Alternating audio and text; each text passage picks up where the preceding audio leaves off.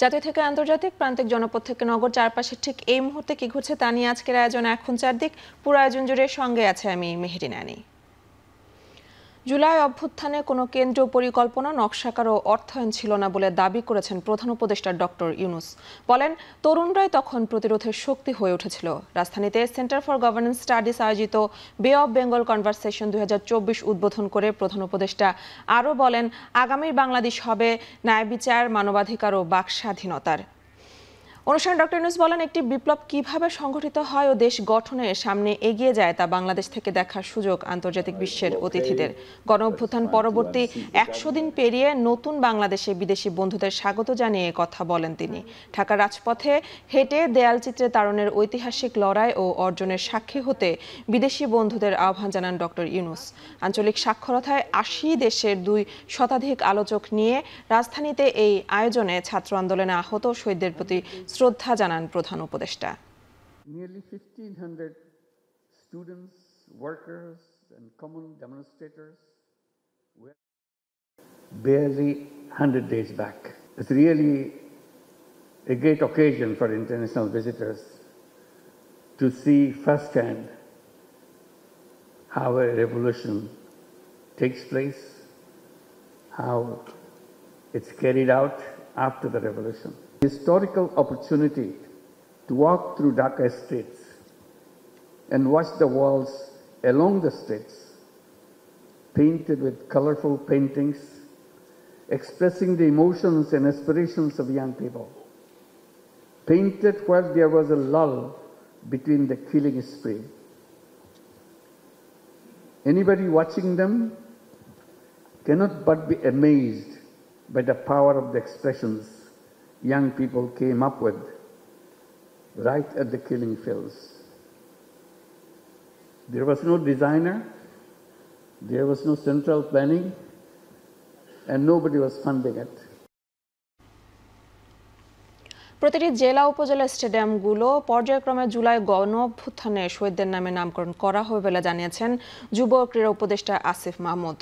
সকালে বিশেষ চাহিদা সম্পন্ন শিশুদের জন্য শহীদ ফারহান ফায়াজ খেলার মাঠ উদ্বোধন করেন ক্রীড়া উপদেষ্টা। এ সময় তিনি আরও বলেন, এই শিশুরা খেলাধুলায় সফলতার মাধ্যমে যাতে দেশের নাম উজ্জ্বল করতে পারে তার জন্য যুব ও ক্রীড়া মন্ত্রণালয়ের পক্ষ থেকে বিভিন্ন উদ্যোগ নেওয়া হচ্ছে। এ সময় জুলাই আন্দোলনে শহীদ ফায়াজের আত্মত্যাগ স্মরণে রাখার এই উদ্যোগকে সাধুবাদ জানান তার বাবা। আমরা একটা নীতিগত সিদ্ধান্ত নিয়েছি, প্রত্যেকটা স্টেডিয়ামের নামই সেই উপজেলার আমাদের যারা শহীদরা আছেন তাদের নামে নামকরণ করা হবে। বিশেষ চাহিদা সম্পন্ন মানুষদের জন্য সেই টুর্নামেন্টে যেন আমরা তারা দেশের নাম উজ্জ্বল করতে পারে, দেশের জন্য ট্রফি নিয়ে আসতে পারে এবং দেশকে রিপ্রেজেন্ট করতে পারে, সেজন্য আমরা ইতিমধ্যেই আমাদের প্রত্যেকটি ফেডারেশনকে নির্দেশনা দিয়েছি। হামলা মামলা সহ বিগত সরকারের আমলে নানা নির্যাতনের পরেও যারা রাজপথে টিকে ছিল তাদেরকে নেতা হিসেবে বেছে নিতে দলীয় নেতাকর্মীদের আহ্বান জানিয়েছেন বিএনপির স্থায়ী কমিটির সদস্য ডক্টর AJM জাহিদ হোসেন। পদ পদবীর জন্য প্রতিযোগিতা থাকবে, তবে তার রেষারেষির পর্যায়ে না নেওয়ার আহ্বান তার। শনিবার সকালে রাজধানীর ইঞ্জিনিয়ার্স ইনস্টিটিউশন মিলনায়তনে বিএনপির পেশাজীবী সংগঠন জাতীয়তাবাদী টেক্সটাইল ইঞ্জিনিয়ার্স অ্যাসোসিয়েশন অব বাংলাদেশের 3য় জাতীয় কাউন্সিল শুরু হয়। উদ্বোধনী অনুষ্ঠানে ডক্টর জাহিদ বলেন, আলোচনা সমালোচনা না হলে নেতৃত্ব বিকশিত হয় না, তাই দলের নেতাদের অভ্যন্তরীণ গঠনমূলক সমালোচনা মেনে নিতে হবে। যারা বাংলাদেশের রপ্তানি আয়ের খাত টেক্সটাইলকে হুমকির মুখে ঠেলে দিতে চায় তাদের রুখতে বিএনপি নেতাকর্মীদের সচেতন থাকার আহ্বান জানান তিনি। পেশাজীবী এই সংগঠনের কাউন্সিলে বিকেলে ভার্চুয়ালি বক্তব্য রাখবেন বিএনপির ভারপ্রাপ্ত চেয়ারম্যান তারেক রহমান। আপনাদের নেতা নির্বাচিত করবেন, রাজপথে কারা ছিল, কারা আন্দোলন সংগ্রামে ছিল, কারা কারারুদ্ধ হয়েছিল, তারপরেও গণতন্ত্র পুনরুদ্ধারের আন্দোলন থেকে সরে দাঁড়ায়নি। আলোচনা হবে, সমালোচনা হবে এবং মনে রাখতে হবে আলোচনা সমালোচনা না হলে নেতৃত্ব বিকশিত হয় না। নেতৃত্ব বিকশিত হতে হলে আপনাকে প্রশংসাও শুনতে হবে, সমালোচনাও শুনতে হবে। রাজধানীর আজিমপুরে একটি বাসায় ডাকাতির সময় তুলে নেওয়া ৮ মাসের শিশুকে উদ্ধার করেছে র্যাব। এই ঘটনায় জড়িত এক নারীকে আটক করা হয়েছে। শনিবার ভোরে গণমাধ্যমে পাঠানো এক খুদে বার্তায় এসব তথ্য জানিয়েছে র্যাব। ৮ মাস বয়সী মেয়ে শিশুটির নাম জাইফা। শিশুটিকে তার বাবা মায়ের কাছে ফিরিয়ে দেওয়া হয়েছে বলেও জানানো হয়েছে। বার্তায় বলা হয়, ডাকাতির সময় আজিমপুর থেকে অপহরণের শিকার শিশুটিকে রাজধানীর মোহাম্মদপুর থেকে উদ্ধার করা হয়। এ বিষয়ে বিস্তারিত জানাতে কারওয়ান বাজারের র্যাবের মিডিয়া সেন্টারে দুপুরে সংবাদ সম্মেলন হওয়ার কথা রয়েছে। গতকাল ওই শিশুকে আজিমপুরের একটি বাসা থেকে ছিনিয়ে নিয়ে যায় একই বাসার সাবলেটে থাকা নারী ভাড়াটিয়া। বহিরাগত কয়েকজনকে নিয়ে এ ঘটনা ঘটান তিনি। পুলিশ ও পারিবারিক সূত্রে জানা গেছে, শিশুটির মা ফারজানা আক্তার স্বরাষ্ট্র মন্ত্রণালয়ের সুরক্ষা সেবা বিভাগে চাকরি করেন।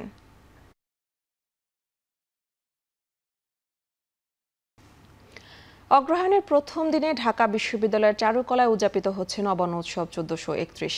দিনব্যাপী উৎসব ঘিরে চলছে নানা আয়োজন। নাচ গান ও দলীয় সঙ্গীতের মধ্য দিয়ে চারুকলার বকুলতলায় সকাল 7:15 শুরু হয় জাতীয় নবান্ন উৎসব। 26তম নবান্ন উৎসবে নাচ গানের একক ও দলীয় পরিবেশনা উপভোগ করছেন উৎসবে সামিল হওয়া ব্যক্তিরা। নবান্ন উৎসব ঘিরে মেতেছেন নগরবাসীও। বাঙালি সাজে সজ্জিত হতে নারী, পুরুষ, শিশু, কিশোর সকলে মিলিত হয়েছে চারুকলার বকুলতলায়। আগতরা বলছেন, বাংলার সংস্কৃতির সঙ্গে পরিচিত করতে বাচ্চাদের নিয়ে আসছেন নবান্ন উৎসবে। পরিস্থিতি যাই হোক, যতই আধুনিকতার ছোঁয়া আসুক, হেমন্তের নবান্ন সহ বাঙালি উৎসবে থাকবে সব সময়।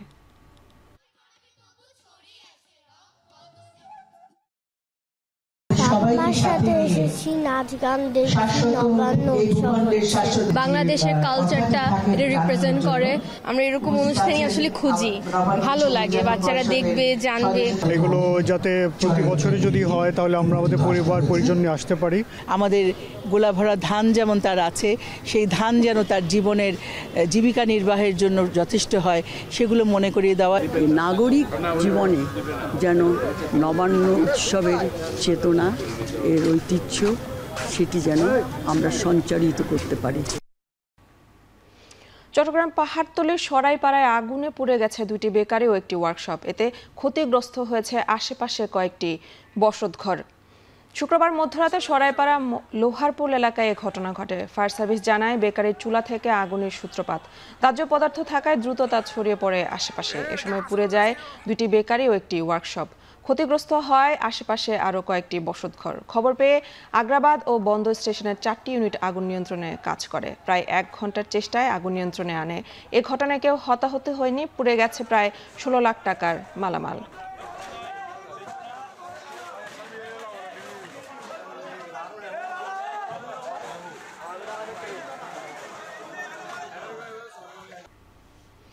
চট্টগ্রামে অনুষ্ঠিত হয়েছে স্পাহানী মির্জাপুর বাংলাবেদ 6ষ্ঠ বর্ষের বাছাই পর্ব। নতুন প্রজন্মের কাছে বাংলা সংস্কৃতি, শুদ্ধ বাংলা বানান ও এর ব্যবহার ছড়িয়ে দিতে দেশব্যাপী এমন আয়োজন করে প্রতিষ্ঠানটি। শনিবার সকালে চট্টগ্রামের স্পাহানী স্কুল অ্যান্ড কলেজ মাঠে বাছাই পর্বে অংশ নেয় বিভিন্ন শিক্ষা প্রতিষ্ঠানের 2000 শিক্ষার্থী। প্রাথমিক বাছাই শেষে ঢাকায় মূল পর্বে যাবার সুযোগ পাবে নির্বাচিতরা। অনুষ্ঠানে বক্তারা বলেন, নতুন প্রজন্ম যাতে বাংলা ভাষা শুদ্ধ করে জানে ও চর্চা করেন, সেজন্যই এমন আয়োজন। বাছাই পর্ব শেষে নির্বাচিত প্রতিযোগীদের হাতে সম্মাননা পুরস্কার তুলে দেন আমন্ত্রিত অতিথিরা। এছাড়া সুন্দর হাতের লেখার জন্য প্রথম, দ্বিতীয় ও তৃতীয় স্থান অধিকারীকে আর্থিক সম্মাননা ও সনদ দেওয়া হয়। এবার ঢাকায় মূল পর্ব শেষে প্রথম স্থান অধিকারী বাংলাবিদকে 10 লাখ টাকা, দ্বিতীয় ও তৃতীয় স্থান অধিকারীকে 3 ও 2 লাখ টাকা মেধাবৃত্তি দেওয়া হবে। ভারতের উত্তরপ্রদেশের ঝান্সি শহরের একটি হাসপাতালে আগুন লেগে 10 নবজাতকের মৃত্যু হয়েছে। মহারানী লক্ষ্মীবাই মেডিকেল কলেজ হাসপাতালে শিশুদের নিবিড় পরিচর্যা কেন্দ্রে আগুন লেগে ঘটে এই মর্মান্তিক ঘটনা। উত্তরপ্রদেশ কর্তৃপক্ষ বলছে, অক্সিজেন কনসেন্ট্রেটর থেকে শর্ট সার্কিটের মাধ্যমে আগুনের সূত্রপাত হয়। যদিও আরও তদন্ত হবে বলে জানিয়েছে হাসপাতাল কর্তৃপক্ষ। এই এনআইসিইউতে ভর্তি ছিল 54 শিশু। 40 জনকে উদ্ধার করা হয়েছে। তদন্ত উঠে এসেছে, হাসপাতালের অগ্নি নির্বাপন যন্ত্র 4 বছর আগেই মেয়াদোত্তীর্ণ হয়ে গিয়েছিল। পাশাপাশি উদ্ধার কাজেও ছিল ধীরগতি।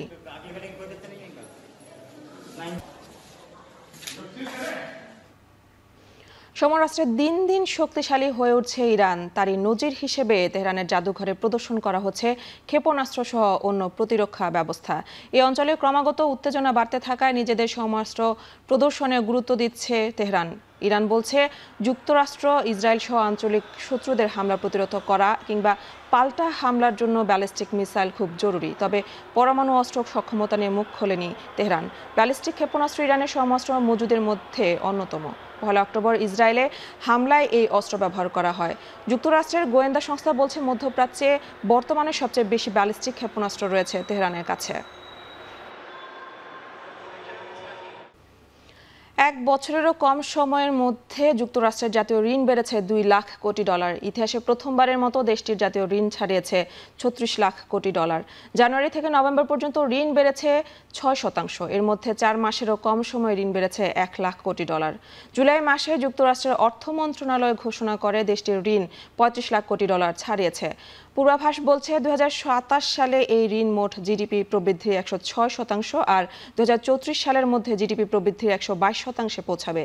এই ক্রমবর্ধমান ঋণ নিয়ে বরাবরই যুক্তরাষ্ট্রকে সতর্ক করে আসছে আন্তর্জাতিক মুদ্রা তহবিল। প্রভাব পড়তে পারে পুরো বিশ্ব অর্থনীতিতেও।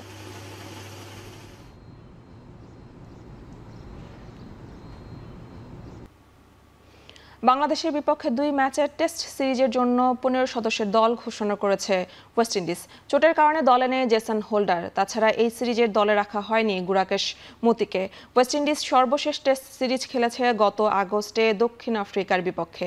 সেই সিরিজের স্কোয়াডে 4টি পরিবর্তন এনেছে তারা। দলে ফিরেছেন কেভিন সিনক্লেয়ার ও আলজারি জোসেফ। অ্যান্টিগায় আগামী 22 নভেম্বর প্রথম টেস্ট দিয়ে শুরু হবে বাংলাদেশ ওয়েস্ট ইন্ডিজ সিরিজ। এরপর 30 নভেম্বর থেকে জামাইকায় দ্বিতীয় টেস্ট। সাদা পোশাকে লড়াই শেষে 2 দল খেলবে 3টি করে ওয়ানডে ও টি20 ম্যাচ। ফিফা প্রীতি ম্যাচে আজ মালদ্বীপের বিপক্ষে মাঠে নামছে বাংলাদেশ। বসুন্ধরা কিংস অ্যারেনায় 2 দলের ম্যাচটি শুরু হবে সন্ধ্যা 6টায়। গেল ম্যাচের ভুল সূত্রে বছরের শেষ ম্যাচটি জয় দিয়ে শেষ করতে চায় স্বাগতিকরা। র্যাঙ্কিংয়ে মালদ্বীপের চেয়ে 22 ধাপ পিছিয়ে বাংলাদেশ, অর্থাৎ বড় ব্যবধানে মালদ্বীপকে হারানো গেলে লাভটা বাংলাদেশেরই হবে। ম্যাচে কাঙ্ক্ষিত গোলের জন্য শুধু ফরওয়ার্ড নির্ভর হতে চায় না লাল সবুজের দল, এমনটাই জানালেন কোচ ক্যাব্রেরা ও ফুটবলার সোহেল রানা।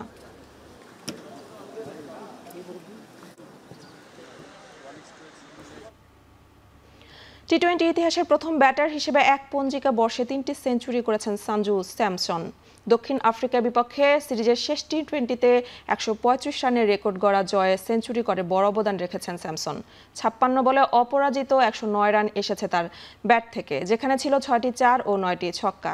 এর আগে গত 8 নভেম্বর ডারবানে 107 করেছিল স্যামসন। এছাড়া গত 12 অক্টোবর হায়দ্রাবাদে বাংলাদেশের বিপক্ষে 111 রান করেন এই ওপেনার। শুক্রবার আরও একটা রেকর্ড গড়েছেন স্যামসন, তবে সেটা তিলক ভার্মাকে সঙ্গে নিয়ে। দ্বিতীয় উইকেটে অবিচ্ছিন্ন 210 রানের জুটি গড়েছেন তারা, যা টি20তে যে কোনো উইকেটে ভারতের সর্বোচ্চ এবং আন্তর্জাতিক টি20তে দ্বিতীয় উইকেটের জুটিতে সর্বোচ্চ।